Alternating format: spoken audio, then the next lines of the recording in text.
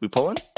What's up, I'm Jimfro, and after weeks of testing and deep diving into every boss on the PTR, we wanted to give you a quick little preview of what to expect inside the Venomous Abyss, the new raid coming in Midnight Season 2. Early access to our official normal and heroic guides start dropping this week on Patreon, so if you want the full guides before everyone else, check out patreon.com/readycheckpull. Alright, let's jump right into the first boss, Nek'zali the Soul Coiler.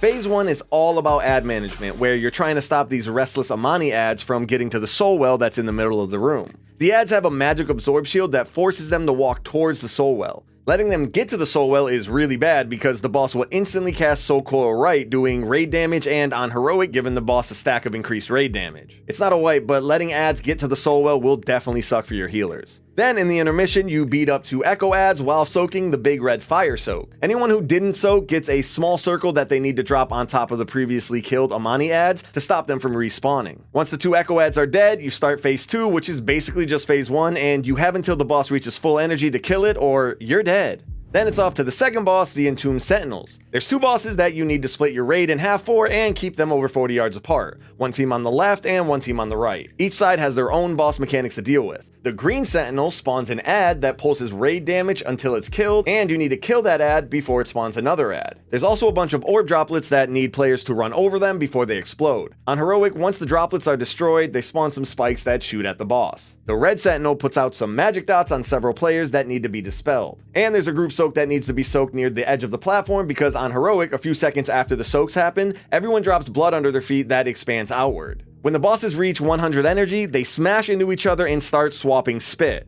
Gross. While this is happening, the bosses can't be damaged and the raid gets to do a little math. Everyone gets 4 orbs above their head, split between green and red. To clear them, you need to run into another player whose green orbs combine with yours to make exactly 4. So if you got 1 green orb, find someone with 3 green orbs to clear the debuff. Once all debuffs are cleared, everyone goes back to their side, starting the main phase again, but with the bosses now swapped.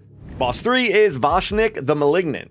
Once you walk into the room, you'll see a pool in the middle of the room and 3 snake fountains spread around it. The one in the middle, all the way in the back, is red blood, the one on the right is purple shadow, and the one on the left is orange fire. You need to put the boss in between 2 of the fountains and deal with their abilities for a bit. Then when the boss gets to full energy, he'll select the next nearest fountains and you deal with their mechanics together. The fountain that gets selected twice in a row gets its abilities empowered, which means you'll need to choose which empowered fountains you want to deal with. Each fountain hits the raid with raid damage, spawns its own unique ads that try to get to the pool in the middle, and puts a unique debuff on the raid. Red blood spawns an ad that can't be CC'd, and once it's killed, splits into smaller little ads. Red's debuff is a giant heal absorb that can only be healed off by having several other players standing in your circle. Purple shadow spawns a bunch of ads that can be CC'd, and spawn a bunch of swirlies on the ground when they die. Purple's debuff causes the affected player to drop exploding pools under their feet.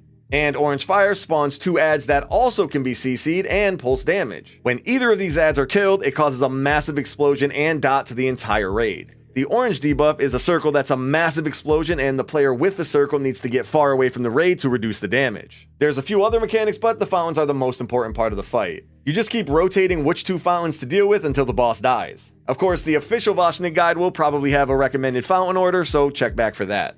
The next boss, boss number 4, is the Lost Explorers. This is the council style fight of the tier. There's 3 turtles, 2 that need to be tanked, and 1 that just walks around in a circle tossing random stuff at players. You can never let all 3 stack together or they gain a massive shield. There's also Morzahi, who you don't actually fight, you mostly just care about his energy. One of the things Gebo throws is a box that contains a fish. Someone needs to pick up the fish and before Morzahi reaches full energy, smack one of the turtles with it. That turtle permanently gains an ultimate ability and you can't choose the same turtle twice. So your raid gets to decide which ultimate abilities you want to deal with first. Nama does 3 big stomp soaks that need several players in each one. Iku puts big fire circles on some players and big frost circles on others. These eventually leave patches behind and you need to run into the opposite type to clear your debuff. And Gebo throws down mushrooms and a huge bomb. When the bomb explodes, you jump on the mushroom to bounce over the blast. Again, the full guide will have a recommended order, but the main idea is that you'll activate the easiest ultimates first and save the hardest one for last. There's a bunch of other mechanics that matter, but that's the main idea. Once you've killed the 3 ninjas, you can move on to boss 5, Sszorak. This boss has 1 repeating phase, and the main idea is that the boss is constantly trying to push you off of the platform. There's these winds that spawn outside of the platform and eventually cast and blast the entire raid off the edge. The way you stop this from happening is with the green orbs that targeted players need to drop on the opposite side of where the winds spawn. When the boss casts Dig In, the winds will blast the raid one at a time, and you'll need to get pushed into an orb so it explodes and bounces everyone back onto the platform. It's a pretty sick mechanic that's even more fun because the boss takes 30% increased damage while it's happening. There's also two other cool mechanics on this boss. The first is when a bunch of players get a wind circle with a line that's pointing in the direction that they're about to be pushed in. What makes this cool is that two players can aim their lines at each other, and when the winds go off, they'll smash into one another and cancel out the push. The second is the tank combo. There's three possible abilities: a white frontal for the tanks, a green frontal that the raid needs to soak, and a bunch of tornadoes that shoot outward. These can happen in any order, and the same abilities can happen multiple times in a row, so the tanks are going to need to be on their toes for this one. Pretty cool boss. Now, the Twin Fangs is the next boss. It's a 2-target cleave fight, and the main mechanic of this one is to manage the permanent eternal venom dot that goes on players from different abilities. Some of them are unavoidable from the boss, as well as the little snake ads that do targeted frontal lines, and the orbs that players need to run over. There's also a bunch of dodge your feet mechanics that will give you extra stacks if you get hit by any of them. You can't ever get to 10 stacks of the debuff or you're dead. The only way to remove the stacks is by having everyone get into the group soak that spawns in front of the boss. The boss will hit 3 times, removing 3 stacks and turning those stacks into a big red slime that needs to be hard focused and killed. The more stacks that are removed, the bigger the ad gets. Then there's the intermission, where one boss goes to the middle and does the classic rotating frontal, and the other boss moves to a random other side of the platform, and you have to big dodge your feet during this. Then the boss in the middle meets back up with the other boss, and you rinse and repeat. Obviously, you need to kill them around the same time, and then it's off to the next boss. The Coiled Altar is boss 7, and it has quite a bit going on, so I'm just going to go phase by phase. In phase 1, you're fighting Zul'Jan, and the whole phase he's throwing out these green orbs that explode at the end of the phase. To get rid of them, you need to aim the tank frontal at the orbs, which destroys them and puts a stacking dot on the raid for each orb destroyed. You can also pick the orbs up by running over them, and then after a few seconds, drop them next to each other, making it much easier for the tanks to destroy multiple orbs at once. This is basically the whole first phase. Collect orbs, destroy orbs, and heal through the stacks. The only other big mechanic during phase 1 is the group soak that needs to be soaked close to the edge, and then everyone needs to run away from the blast.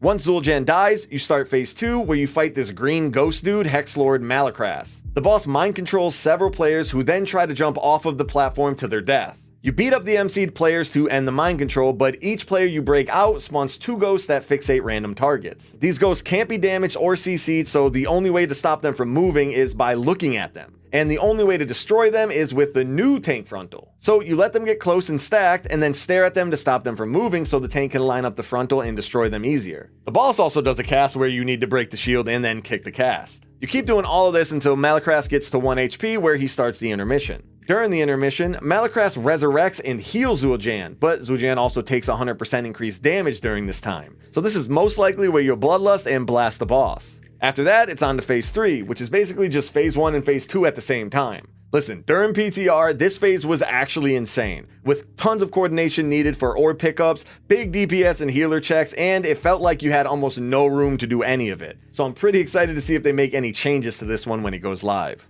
As for the last boss, Ula'tek, Blizzard didn't do any testing of him on the PTR, which means we can't really do a preview for him, but our official guide for Ula'tek will be out as soon as he's killed on live and we can confirm the best strat. And that's our preview. We've already started putting out the full raid guides for early access, so if you're interested in getting our guides early as well as some other cool stuff, check out the Patreon link below. Peace.